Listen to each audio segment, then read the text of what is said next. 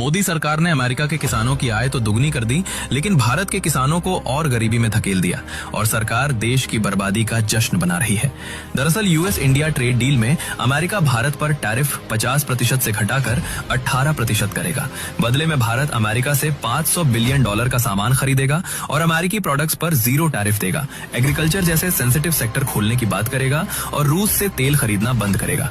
और ये पूरी कहानी सिर्फ ट्वीट्स और बयानों पर टिकी है। अमेरिका में ट्रंप कहते हैं, मैंने भारत को लाइन पर ला दिया, और भारत सरकार ट्रंप के इन दावों का खुला खंडन भी नहीं कर सकती। अब जिस टैरिफ कटौती पर जश्न हो रहा है उसकी सच्चाई भी सुन लो। ट्रंप से पहले अमेरिकी टैरिफ 2 से 3% था, फिर ट्रंप ने पहले 26% किया, फिर रूस से तेल खरीदने पर 50%, अब डील के बाद 18% किया गया और बीजेपी की गोदी मीडिया इसे जीत बता रही है। इससे सबसे बड़ा खतरा एग्रीकल्चर को है।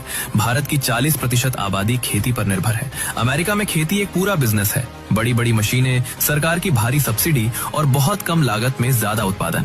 अब अगर ऐसा सस्ता अमेरिकी अनाज, दूध या फसल भारत में आने लगे तो भारतीय किसान उससे मुकाबला नहीं कर पाएगा और इसका नतीजा ये होगा कि किसान को सही दाम नहीं मिलेगा, खेती छोड़नी पड़ेगी, गांवों की कमाई टूटेगी और किसान और गरीब हो जाएगा।